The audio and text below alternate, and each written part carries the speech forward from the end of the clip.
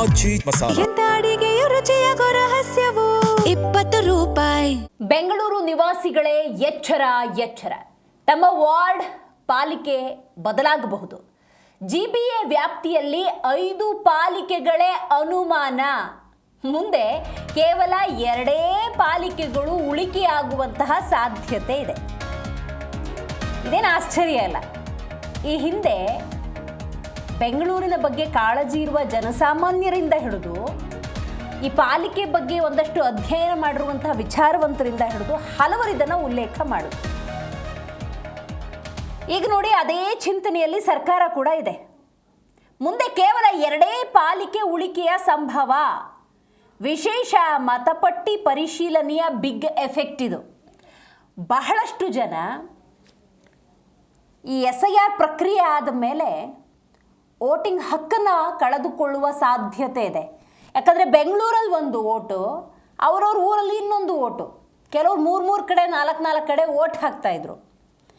ಸಹಜವಾಗಿಂಥ ಸಂದರ್ಭದಲ್ಲಿ ನಮ್ಮ ಓಟು ನಮ್ಮೂರಲ್ಲಿರಲಿ ಅಂಥೇಳಿ SIR ಪ್ರಕ್ರಿಯೆಯ ಸಂದರ್ಭದಲ್ಲಿ ತಮ್ಮ ಬೆಂಗಳೂರಿನ ವೋಟಿಂಗ್ ಲಿಸ್ಟಿಂದ ಹೆಸರನ್ನು ಸ್ವಇಚ್ಛೆಯಿಂದ ತೆಗೆಸಿದವರು ಇದ್ದಾರೆ. ಆಟೋಮೆಟಿಕ್ ಆಗಿ ಡ್ರಾಪು ಕೂಡ ಆಗಿದೆ. ಸೊ ಬೆಂಗಳೂರು ವ್ಯಾಪ್ತಿಯ ಮತದಾರರ ಸಂಖ್ಯೆ ಆಧಾರದಲ್ಲಿ 2 ಪಾಲಿಕೆಯ ಸಂಭವ. ಕೇವಲ 55 ಲಕ್ಷಕ್ಕೆ ನಿಲ್ಲುವ ಅಂದಾಜು ಅಂತ ಹೇಳಲಾಗ್ತಾ ಇದೆ. ಇದಕ್ಕೆ ಸಂಬಂಧಪಟ್ಟಂಥ ಮತ್ತಷ್ಟು ಮಾಹಿತಿ ಇದೆ. ಪಂಚಪಾಲಿಕೆಗಳು ವರ್ಷ ಕಳೆಯುವ ಮುನ್ನವೇ ಅಸ್ತಿತ್ವವನ್ನು ಕಳೆದುಕೊಳ್ಳಬಹುದು. ಆಫ್ಟರ್ SIR ಎಫೆಕ್ಟ್ ನೋಡಿ ಹೆಂಗಿದೆ. 1 ಕೋಟಿ ಮತದಾರರ ಪೈಕಿ ಸದ್ಯ 55 ಲಕ್ಷ. SIR ಆದಮೇಲೆ 45% ವೋಟರ್ಸ್ ಓಟ್ ಕಳ್ಕೊಳ್ಳುವಂತಹ ಸಾಧ್ಯತೆ ರಾಜಧಾನಿ ಬೆಂಗಳೂರಿನಲ್ಲಿದೆ ಅಂತ ಅರ್ಥ ಮಾಡ್ಕೋಬೇಕು. ಬೆಂಗಳೂರಲ್ಲಿ ಜನ ಇದ್ದಾರೆ, ಬೆಂಗಳೂರಲ್ಲಿ ಜನ ತುಂಬ ಹೋಗಿದ್ದಾರೆ, ಅವರೆಲ್ಲ ವೋಟರ್ಸ್ ಅಲ್ಲ. ಅರ್ಥ ಮಾಡ್ಕೋಬೇಕು ನಾವು ಇದನ್ನು. ಬೆಂಗಳೂರಲ್ಲಿ ತಮಿಳಿಗರಿದ್ದಾರೆ, ಬೆಂಗಳೂರಲ್ಲಿ ತೆಲುಗು ಜನ ಇದ್ದಾರೆ, ಬೆಂಗಳೂರಿನಲ್ಲಿ ಮಲಯಾಳಿಗಳಿದ್ದಾರೆ, ಬೆಂಗಳೂರಿನಲ್ಲಿ ಉತ್ತರ ಕರ್ನಾಟಕದ ಬನ್ನಿ ಇದ್ದಾರೆ, ಬೆಂಗಳೂರಿನಲ್ಲಿ ಕರಾವಳಿ ಮಲೆನಾಡು ಭಾಗದ ಜನ ಇದ್ದಾರೆ. ನೋಡಿ, ಇವರೆಲ್ಲರೂ ಕೂಡ ಬೆಂಗಳೂರಲ್ಲೂ ಕೆಲವು ಮಂದಿ ವೋಟರ್ಸನ್ನು ಹೊಂದಿರ್ಬೋದು, ತಮ್ಮ ಊರುಗಳು ರಾಜ್ಯಗಳಲ್ಲೂ ಹೊಂದಿರ್ಬೋದು.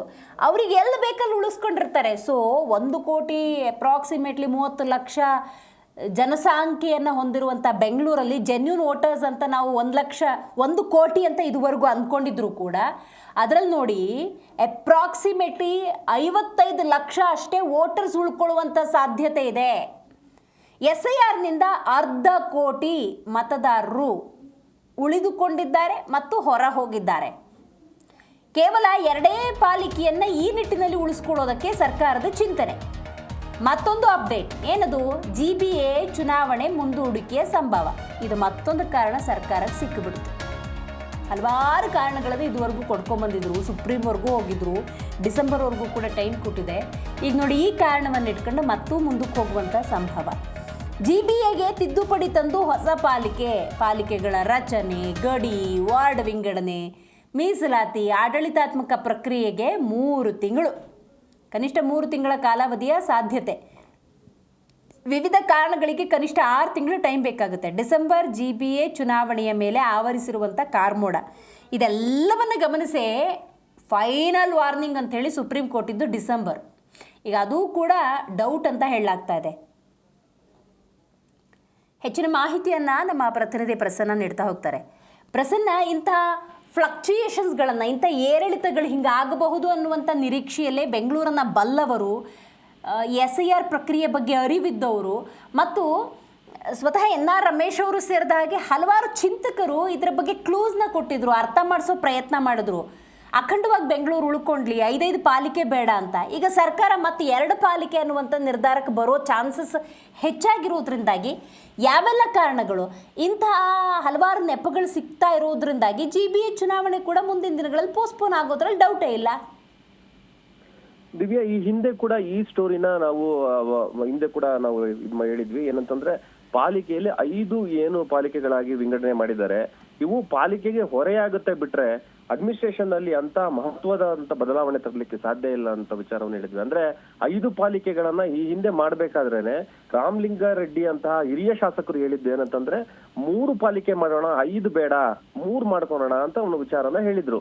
ಅಥವಾ 3 ಅಥವಾ 2ಕ್ಕೆ ಆ ಸಂದರ್ಭದಲ್ಲಿ ಬಹುತೇಕರು ಆ ಒಂದು ವಿಚಾರವನ್ನ ಹೇಳಿದ್ರು. ಆದ್ರೆ 5 ಪಾಲಿಕೆಗಳನ್ನ ಮಾಡುವ ಮೊದಲೇ ರಿಜ್ವಾನ್ ಅರ್ಷದ್ ಅವರ ನೇತೃತ್ವದಲ್ಲಿ ಪಾಲಿಕೆ ವಿಂಗಡಣೆಗೆ ಸಂಬಂಧಪಟ್ಟಂತೆ ಅಧ್ಯಯನ ಮಾಡ್ಲಿಕ್ಕೆ, ಸಾರ್ವಜನಿಕರ ಆಕ್ಷೇಪಣೆಗಳನ್ನ ಸಲ್ಲಿಸಲಿಕ್ಕೆ, ವಿಚಾರಣೆ ಮಾಡ್ಲಿಕ್ಕೆ ಅವರೊಂದು ಅಧ್ಯಕ್ಷತೆಯಲ್ಲಿ ಒಂದು ಕಮಿಟಿ ಕೂಡ ಮಾಡ್ತಾರೆ. ಆ ಎಲ್ಲಾ ಕಮಿಟಿ ರಿಪೋರ್ಟ್ ನ ಆಧರಿಸಿಕೊಂಡು 5 ಪಾಲಿಕೆ ಮಾಡೇ ಬಿಡ್ತಾರೆ. 5 ಪಾಲಿಕೆ ಆದ್ಮೇಲೆ ಏನಾಯ್ತು ಅದ್ರ ಬಗ್ಗೆ ಕೂಡ ನಾವು ಸ್ಟೋರಿ ಮಾಡಿದ್ವಿ. ಪಶ್ಚಿಮ ಪಾಲಿಕೆ ಏನಿದೆ ಅದಕ್ಕೆ ರೆವಿನ್ಯೂನೇ ಇಲ್ಲ, ಸಂಬಳ ಕೊಡ್ಲಿಕ್ಕೆ ಸಾಧ್ಯ ಇಲ್ಲದಂತ ಪರಿಸ್ಥಿತಿನಲ್ಲಿ ಇವತ್ತು ಪಶ್ಚಿಮ ಪಾಲಿಕೆ ಇದೆ.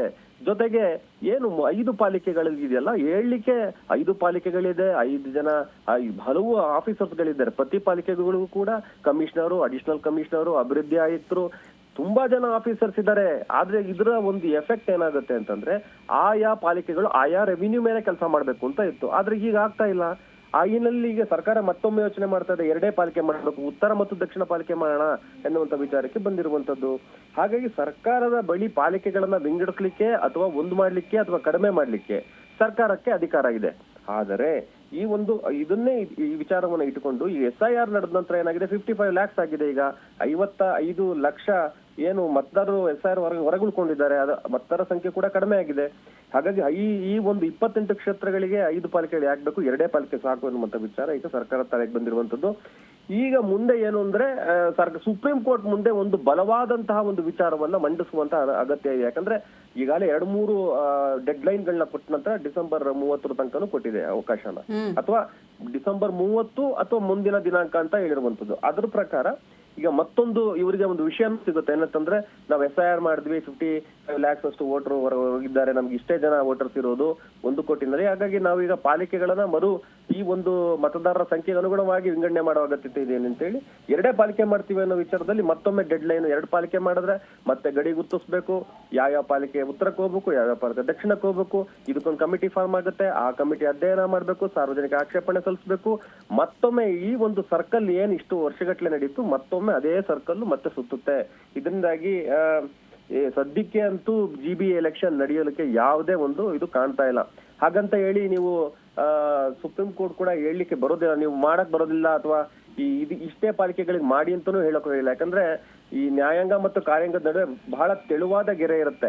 ಆ ಹಿನ್ನೆಲೆಯಲ್ಲಿ ಇಲ್ಲಿನ ಅಗತ್ಯತೆಗೆ ಮತ್ತು ಅನುಗುಣವಾಗಿ ಸರ್ಕಾರ ತೆಗೆದುಕೊಳ್ಳುವಂತ ನಿರ್ಧಾರಗಳಿಗೆ ಕೆಲವೊಮ್ಮೆ ಒಪ್ಕೊಳ್ಳಬೇಕಾಗ್ತದೆ. ಯಾಕಂತಂದ್ರೆ ಮತದಾರರಿಗೆ ಸಂಖ್ಯೆಗೆ ಅನುಗುಣವಾಗಿ ಅಡ್ಮಿನಿಸ್ಟ್ರೇಷನ್ ನ ರಿಫಾರ್ಮ್ ಮಾಡುವಂತ ಅಧಿಕಾರ ಸರ್ಕಾರಕ್ಕಿದೆ. ಹಾಗಾಗಿ ಅದೊಂದು ಸರ್ಕಾರಕ್ಕೆ ಸಿಕ್ಕಿರುವಂತ ಸಾಂವಿಧಾನಿಕ ಹಕ್ಕು ಆಗಿರುವ ಹಿನ್ನೆಲೆಯಲ್ಲಿ ಈ ಹಕ್ಕನ್ನೇ ಬಳಸ್ಕೊಂಡು, ಯಾಕಂತಂದ್ರೆ ವಾರ್ಡ್ ಅನ್ನ ವಿಂಗಡಣೆ ಮಾಡ್ಬೇಕಂದ್ರೆ ಗಡಿ ಗುರುತಿಸಬೇಕು. ಗಡಿ ಗುರುತಿಸಿದ ನಂತರ ಏನಾಗ್ತದೆ, ಆ ಒಂದು ವಾರ್ಡ್ ಗಳಿಗೆ ಇರುವಂತಹ ಒಂದು ರಿಸರ್ವೇಶನ್ ಸಿಸ್ಟಮ್, ಯಾವ ಕಮ್ಯುನಿಟಿ ಎಷ್ಟೆಷ್ಟಿದ್ದಾರೆ ಅಂತ ನೋಡ್ಕೊಂಡು ರಿಸರ್ವೇಶನ್ ಪಾಲಿಸಿಗಳನ್ನ ಮಾಡಿ ಮತ್ತೊಮ್ಮೆ ಪ್ರಕಟಿಸಿ ಮತ್ತೆ ಆಕ್ಷೇಪಣಾ ಸಲ್ಲಿಕೆಗೆ ಅವಕಾಶ ಕೊಡ್ಬೇಕು. ಮತ್ತೆ ಫೈನಲ್ ಪಟ್ಟಿನ ಮತ್ತೆ ಅದನ್ನ ಬಿಡುಗಡೆ ಮಾಡಬೇಕು, ಪ್ರೊಬೇಷನರಿ ಪಟ್ಟಿ, ಫೈನಲ್ ಪಟ್ಟಿ, ಈ ರೀತಿಗೆ ಹಲವು ಸ್ಟೆಪ್ಸ್ ಗಳಿರೋ ಹಿನ್ನೆಲೆಯಲ್ಲಿ 1 ವರ್ಷಕ್ಕೂ ಅಧಿಕ ಸಮಯ ಬಂದ್ಬಿಡುತ್ತೆ. ಇಲ್ಲಿ ಸರ್ಕಾರಕ್ಕೆ ಇನ್ನೊಂದು ಪಾಯಿಂಟ್ ಇದೆ, ಏನಂತಂದ್ರೆ ಸರ್ಕಾರಕ್ಕೆ ಈಗ ಕಾಲಾವಕಾಶ ಬೇಕು. ಬೆಂಗಳೂರಿನ ಏನು ಬ್ರ್ಯಾಂಡ್ ಬೆಂಗಳೂರು ಅನ್ನುವಂತ ಮಾಡ್ಲಿಕ್ಕೆ ಈಗೇನು ಸಂಕಲ್ಪ ತೊಟ್ಟಿದೆ. ಈಗಾಗಲೇ ತಾವು ನೋಡ್ತಿರ್ಬೋದು, ಹಲವು ಕ್ರಮಗಳನ್ನ ತೆಗೆದುಕೊಂಡಿರುವಂತ ಫುಟ್ಪಾತ್ ಕ್ಲೀನ್ ಮಾಡುವಂತದ್ದು, ಫುಟ್ಪಾತ್ ಅಗಲೀಕರಣ, ಈ ಎಲ್ಲಾ ವಿಚಾರಗಳ ಮೂಲಕ ಬೆಂಗಳೂರು ಜನರ ಮನಸ್ಸನ್ನ ಗೆಲ್ಲಿಸಲಿಕ್ಕೆ ಅವರಿಗೆ ಸಮಯಾವಕಾಶ ಬೇಕಾಗಿರೋದ್ರಲ್ಲಿ ಈ ತಂತ್ರವನ್ನ ಬಳಸ್ತಾರೆ ಅನ್ನುವಂತ ಸಂಪೂರ್ಣ ಮಾಹಿತಿ ಲಭ್ಯ ಆಗಿರೋದು. 2006ರಲ್ಲಿ BMP ಆಗುತ್ತೆ ಪ್ರಸನ್ನ ಅವರೇ. ಆಗ 100 ಇದ್ದಿದ್ದು ನಂತರದ ದಿನಗಳಲ್ಲಿ 198 ಆಗುತ್ತೆ.